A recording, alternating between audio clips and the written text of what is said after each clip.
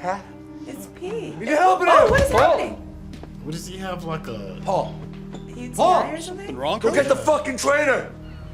What is happening with everybody? Maybe you Is have it like stress? an ulcer? I mean, an ulcer, but what is it called? Those burrs, I forgot.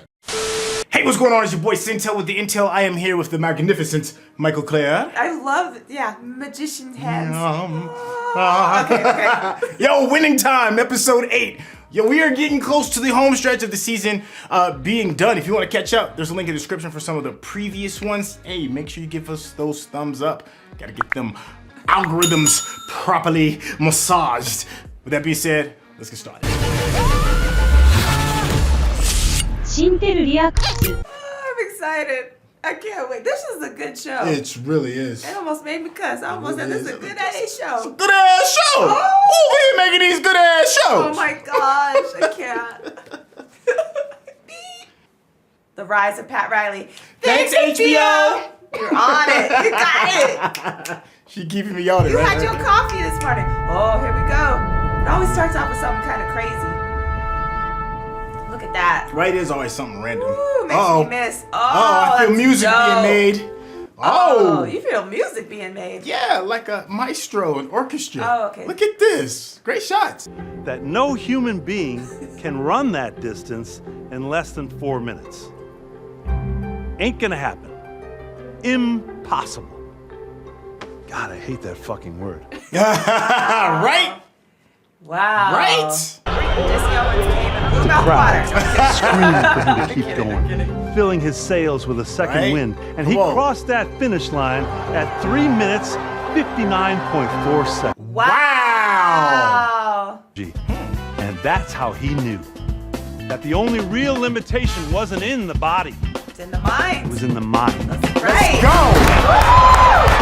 That's how you open the show. Yeah. Yo, he be getting me fired up. To do it. 46 days. Wow. You remember his name, right? Jesse Owens. No? Oh. Yeah, me neither. Nobody remembers number 2, baby. Let's go. Oh my gosh. Wow. Dr. Buzz be dropping knowledge. Yo, you be getting me fired up. I be like, we can do it. Because Woo! he said he does not believe in the impossible. Right. Wow. And I love that. Do you remember his name? Me neither. Wow. Oh, man. I feel like this is already going to be a good episode just off of that alone, right? Yo, and the intro still bang. That ish, baby. You want to take over the whole world. Not half of the world, does. the whole world. And then once somebody sees you do it, Exactly. yeah. But then you believe it's possible. All your mind, right? Mindset.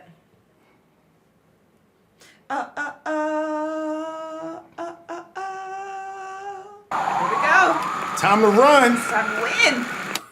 See what I did there? And the Lakers notch win 40 of the year in record time, now 22-5 since limping out of Boston in December. Welcome to the 1980s. Oh, new co-host, remember? Because Pat, yeah, 2 days. So. 2 days to the All-Star game.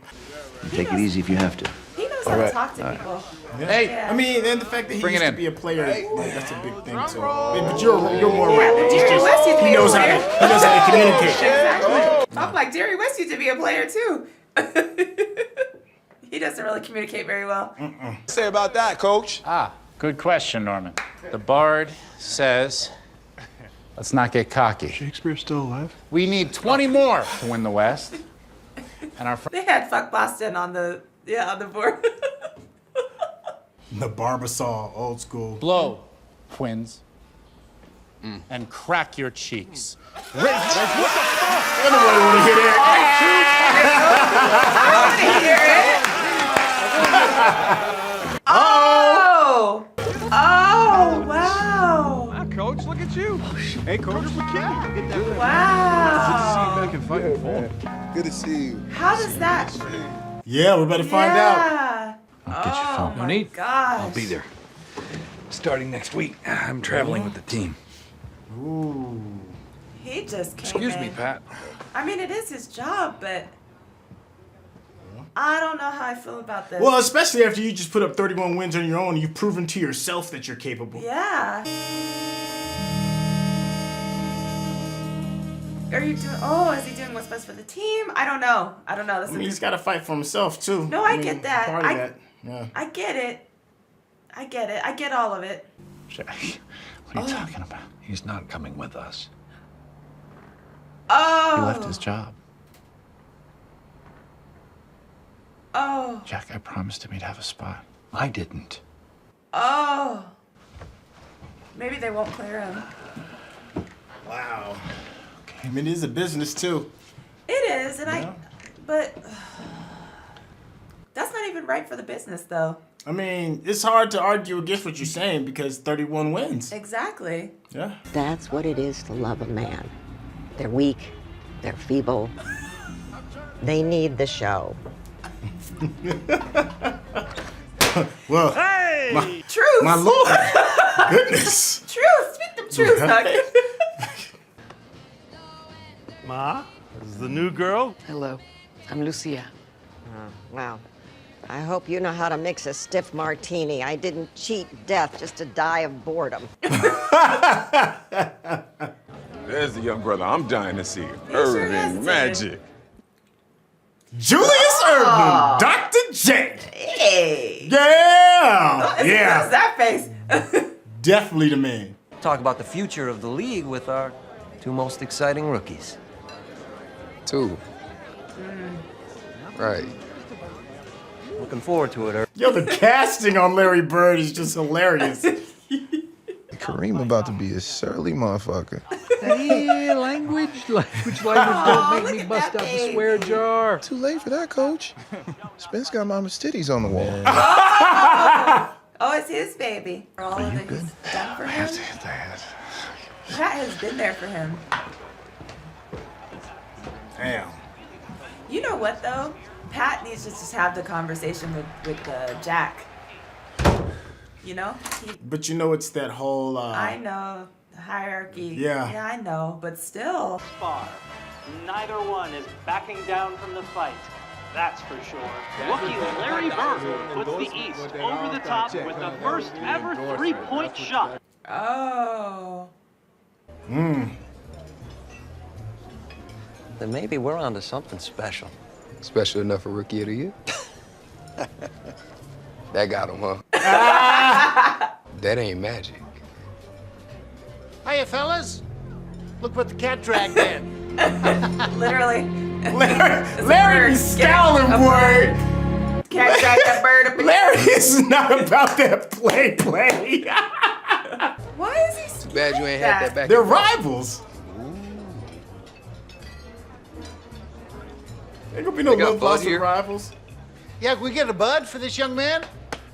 French Lick, Indiana. That's interesting. Maybe he needs you to help him with the key. I wouldn't have expected that advice from her. I would. She's been very No, she's definitely ride or die. Yeah, she's yeah. been very blunt with him too. She doesn't hold anything back. Oh, that's just a big risk.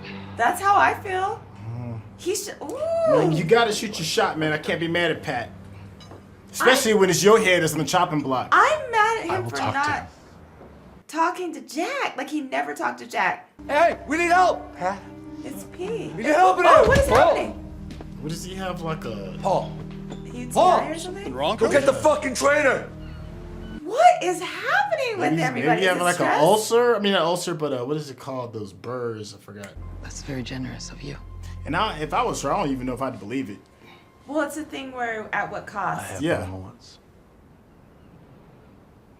Because we don't know. Like nothing is free. So. There's a lot going on behind the This is scenes. Chip Hearn alongside Keith Erickson. Welcome to the city of brotherly love, folks, where a capacity crowd is here to see the Dr. J. dazzling. Yeah, but let's see who's gonna be the coach, who's gonna be the assistant. Where's Pat gonna come in? And is on the sidelines, Keith, with interim head coach Paul Westhead rushed minutes ago to Temple Hospital to have a kidney stone removed. Not making this Kidney up, leaving his stone. assistant Kidney stone. Yeah, I thought it was a Riley, stone. as Yeah. interim head coach. Well, at least those aren't like twister. And of course, fatal. Stress. Oh, of course. Yeah, I thought it was probably a stone. That sucks. Yes, it does. You fucking dilettante. Pat's about to step up. All right, Paul's not here, but we're sticking with the plan. Stick with the plan. Push the ball, intensity on defense and rebound. Oh my gosh, I can't. But it's crazy how opportunity put him in a position that where he is right now. Like, he went from, being a second-hand commentator to assistant to now Welcome he's to the running hot seat, show. Coach. Might want to look into some life insurance. But he's the kind of person where I feel like obviously he's gonna rise to the occasion, obviously. I know you're ready. Tonight, with the All-Star break behind them, the Lakers will be looking to get back to their winning ways. Always better when you can get that first win under your belt. Absolutely. Jack is an asshole, though. Yeah. I can't wait to have a conversation about that. Pick them pockets.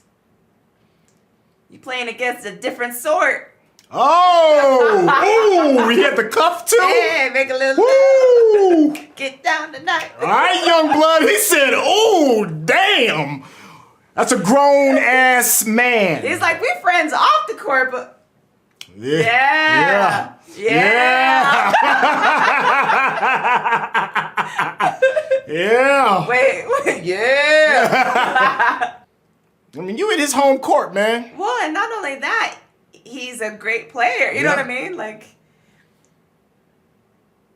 yeah, like I said, you could be your friend off court, but on the court... Kareem said it looked different up close. It's just tonight. Maybe he need to sit on it, though. It's just tonight. You know that, don't you? They're gonna be other nights. They always are. Yeah, I like the smooth. He's like, all right, young blood, you gotta come see me, though. He got his feelings hurt. Got waxed. Now, what do you do with that? Get better? Exactly. If I'd have scored 10 more in just 5 games, I'd have 5 rings instead of fucking nightmares. Mm-hmm. You got that one, though. Yeah. And I wouldn't give it up for all the fucking happy in the world.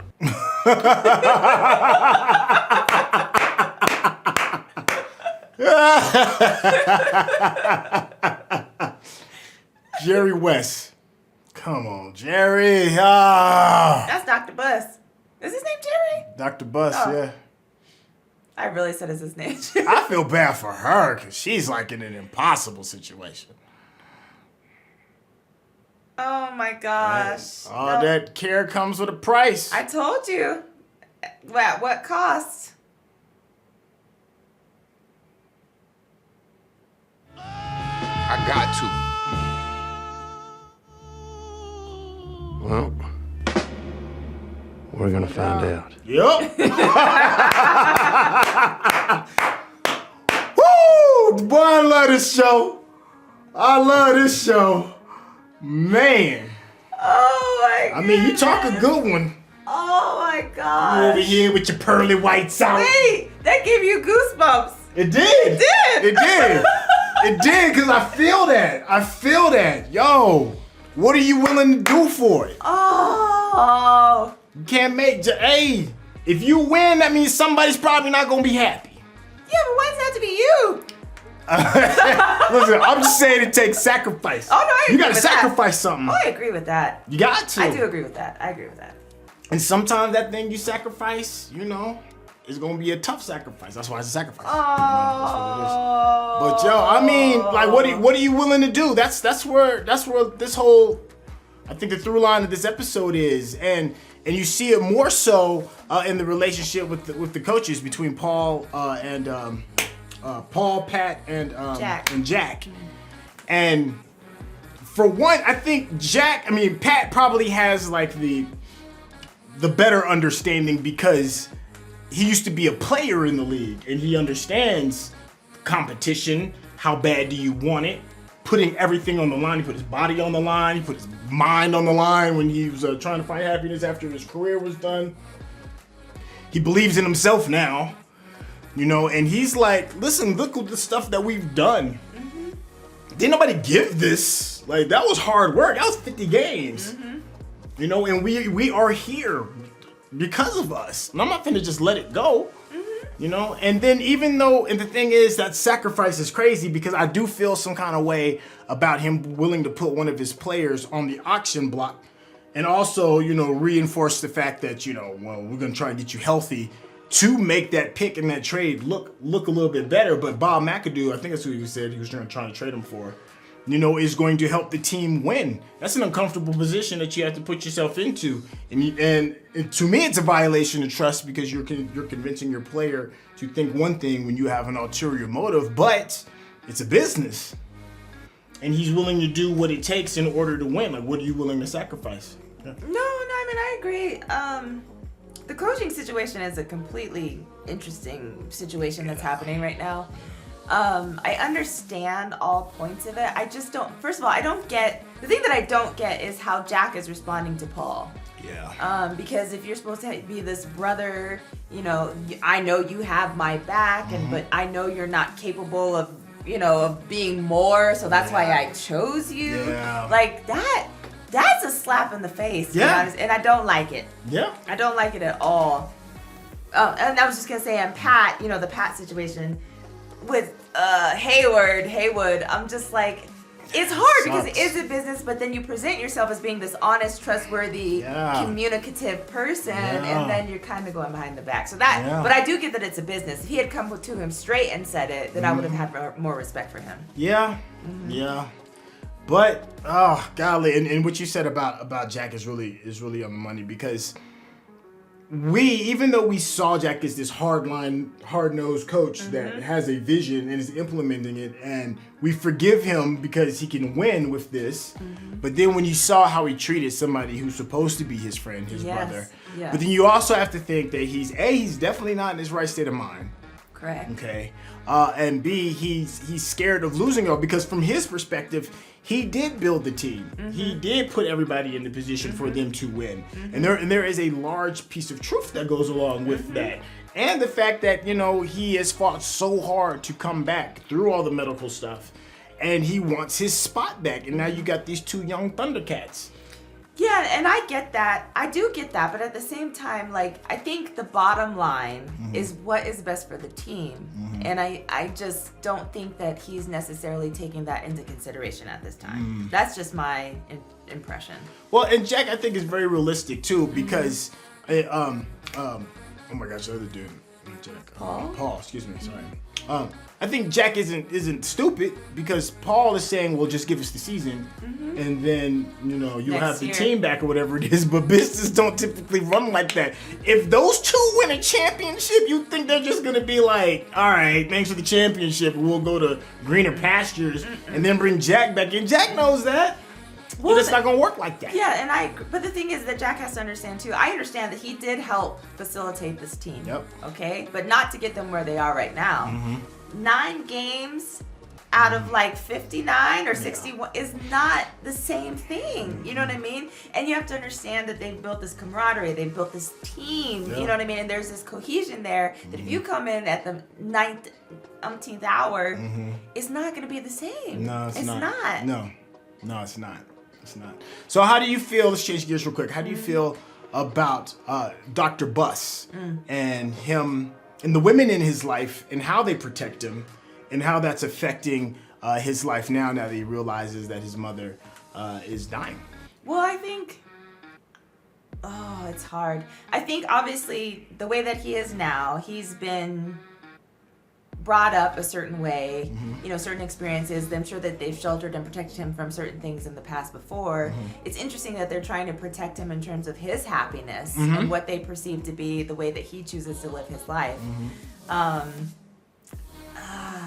glad that his daughter said something because I would hate for him to not know and then not be able to respond accordingly in terms of however he wants to say goodbye or whatever it is that he wants to do for his mom. So I don't know. It's interesting. I hate that they put that pressure on his daughter. Yeah. On Jeannie because that's a lot to deal with. I feel like all the women in his life have to take that role if you're going to be in Dr. Buss's orbit. If you are a woman that's in his family, that's in his orbit, you take on this responsibility of holding him to the light at the cost of your own, you know, mental stability and whatever, and your own freedom per se in a lot of ways.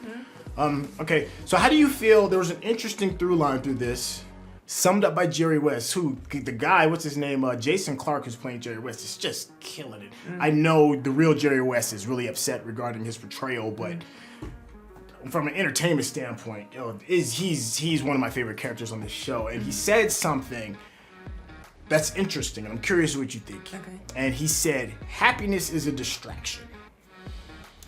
I think, okay, so there's this philosophy that I've heard and I do believe in.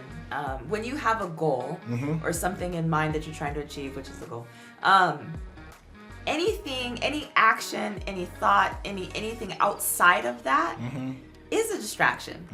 Because there's only one goal, there's only one thing that you're trying to achieve, and everything else is a distraction. I think happiness, if you're trying to chase it outside of whatever that goal is, obviously it is going to be a distraction because you're going to be like, oh, I have to attend to this, or, you know, whatever action I'm going to take has to deal with this and that and that. So I think you do have to be extremely focused on a certain thing. And I say all of this, you know, knowing that we all have other things that we have to cater to, and you know, but when it comes to being this superstar greatness type of situation, a lot of times, unfortunately, for those of the other people outside of the orbit, it does have to take that like razor-like focus, and yeah. Okay. Do you agree with it? Like, what? Or how do you feel about that comment? Well, there's an old saying, it's an old tale. I'm gonna summarize as quick as I can. And I don't know how true this is. They said eagles, when they make their nests, they're very like, there's a lot of sharp sticks and stuff sticking out of it. Like there's like a small bit of like soft stuff when the eggs are first there, but underneath it there's like these sharp pieces of woods and planks, because these nests are massive, right? And they say that it's not just the growth of the eaglet as it gets bigger and it just all of a sudden just decides it wants to fly. It's the fact that as the eagle gets bigger, it gets heavier, and it becomes uncomfortable because something's always poking and sticking at it. And eventually, like these birds are huge. It gets to the point where the eagle can't live in that nest anymore, and it has to leave. And what facilitates that is discomfort. And you have to be uncomfortable enough to be forced into a situation in order to fly. So if the eagle, if this tale is true, if the eagle is happy, then the eagle's not going to fly. Now I doubt that's a very real thing. I'm sure David Attenborough will be like, you know, that's not really true. But I'm just saying, but I understand the analogy. So you need to be uncomfortable in your space if you want to move forward. That's interesting. I don't know. I agree with sometimes having to force the action. I do believe in that. But I don't think that it's always the case that you have to be like uncomfortable and miserable for it to happen. Right. Not miserable, but you know what I mean? Uncomfortable to the point where it forces you to act. Okay. So that's interesting. What was I about to ask? What do you think about this Cookie situation? Let's go with Cookie, and then we can jump into the All-Star and the Pat, the bird, and all that stuff. I think Cookie validates Magic in him loving himself. I think she's gonna always be like the sure thing. She is the rock and the foundation for him, and has been since college. So I think he sees her as somebody that's going to always be there. And because he thinks that, he doesn't appreciate the fact that she can leave. And I also think that because Magic just has this thing about wanting to be liked and loved, especially loved in the light of a beautiful woman, that validates him. So it's like an addiction, and he can't stop unless somebody like Cookie like leaves or something. But as we know, what happens with Magic as a result of his actions, something else is gonna force him to have to kind of like change his ways. So I don't think Magic would ever stop. I think he is who he is. I think him and Dr. Buss are a lot alike in that same way. That I think they probably pour a lot of whatever issues that they have going on, even if it's self-confidence or anger or depression or whatever it is, they channel that through the loving of a woman. And we saw that with Dr. Bus at the very end. Like, he's at his absolute most vulnerable. His mother is about to die. The one woman that he completely respects 1,000%. And what does he do? You know, he misappropriates that moment by giving in and delving into the flesh, you know, as a way of coping with it. Him and Magic are one and the same in that. In terms of being validated. Yeah. Yeah, it's interesting that that's what they choose. But you know what? I guess when I'm looking at it, Dr. Bus only had his mom. So apparently, you know, a woman's validation is what he needs, Yes. right? And then Magic, his mom, you know, she's all about the church and she doesn't really validate him. So I think that that's why he is searching that out also, which is interesting. Jacked up about Cookie's friend though. I just still, it's interesting because I know, obviously, because this is based on a true story, what happens with Cookie. But I'm very surprised that she stuck around, to be honest with you. I mean, I get love, I do, but it's interesting. So the other thing I was gonna ask you about, the whole Magic Johnson and Larry Bird, and then Irving. Yeah. So Julius Irving. So what are your take on all of those situations? All right, so I loved the meet and greet, right, when David Stern, who's not a commissioner at the time, but he is forward thinking enough to see the players as points of marketing and then making the players the reason that you push the franchise, right? So you can see him moving the pieces around, and he's got two hot pieces. He's got, Magic and Bird, and they are full-blown rivals who don't like each other. They probably don't like each other personally, they don't like each other on the floor, and it's palpable. And they're so different. One's a city boy, one's a country boy, one's white, one's black. One is a physical phenom, the other is fundamentally sound. Like, you cannot say that Larry Bird can hoop. He'll bust your ass. So talent-wise, they both have two different draws, and Stern is smart enough to be like, okay, I got to figure out how I balance this, because this is going to be the future. And then on the other side, you got old school versus new school. And you've got Dr. J, who was a part of the old kingdom, but still giving sound advice that still works. And I think what's interesting about the show just in general is that Magic Johnson, to me, is the representation of the old style turning into the new style. But you can't be good at the new unless you understand the roots of the old. And you got all of these old heads like Kareem, and you got not Larry Bird, Dr. J, giving him that foundation before he takes the throne. No, that's a very good point. I also loved the way that Magic was talking about it in terms of Star Wars. Oh, yeah. I feel that. He's like, you need a Jedi, Yeah. because he's like, oh, let me break it down for you, because you can understand it this way, right? So I loved that comparison when he was like, no, you need a Jedi. I'm the one that's happy and smiling and can give you this energy that is good to sell, versus like someone who's very quiet and mean mugging and just like keeps to himself and just seems to be angry at the world and just, so I loved that he did that because, Magic Johnson does have $1 million smile. Yeah. You know what I mean? Like, he has this infectious type of energy where you just want to smile to be around him. So what did you think? What did you think about Pat Riley in this whole situation and what he's going through, and how he put it on blast, right? Yeah. What he did to kind of do that. I think nobody's going to help Pat. No. Nobody is going to help Pat but Pat, and I think Pat is realizing that. I think he's tried to, respect the chain of command, and it's not working because the person that's the middleman in that chain of command just doesn't have the stomach for it. I thought a brilliant thing that I did not see coming is the conversation that his wife had with him. And she's like, well, maybe the both of you do want the same thing, but he just doesn't have it in him to chase it. He doesn't. So Pat challenged him. He made him say it. He's like, tell me you want this. To the point that the stress has beat this man up to the point that he is passing kidney stones.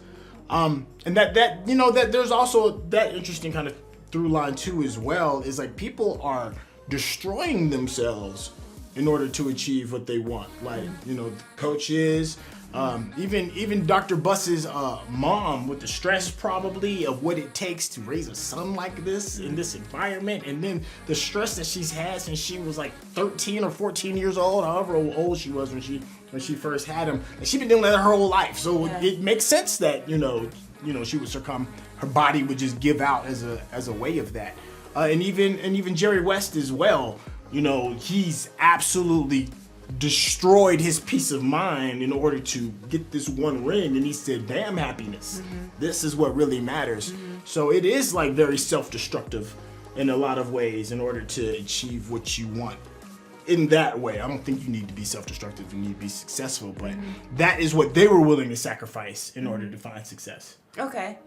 I think I said something. I was asking about Pat Riley, and now it was No, I went all the way around. So I'm like, I think Pat Riley is going to do whatever it takes. I think he's almost in slick back mode.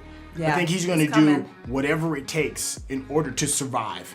And I think that's a thing that Pat Riley is kind of like known for. Well, I think it's super dope. Like his evolution, his communication, his strength in the face of adversity, his ability to pivot when it's necessary. I just think he's a very smart man in a lot of ways. I don't respect the Haywood situation, but that's just, I don't know. We all make mistakes. But I'm very eager to see him come into his full head coachness. Yeah. Like, I cannot wait. No. I can't wait to see Jack's face. I can't wait to see Paul's face. I hope he doesn't pick Paul as his assistant coach. No. But anyway, I'm really excited to see how that all comes about. All right. Hey, I think this is a really good place to actually stick a pin in it. What are your thoughts so far? Has the series completely won you over? Did we hit any points that you agree with, disagree with? Of course, let us know in the comments. We do read the vast majority of them. Everybody play nice. Yo, this is your boy Syntell with the Intel. I'm here with the beautiful Michael Claire. Loving this show. It's dope. Winter time, baby. Hey. We'll holla at you. All right. Peace out.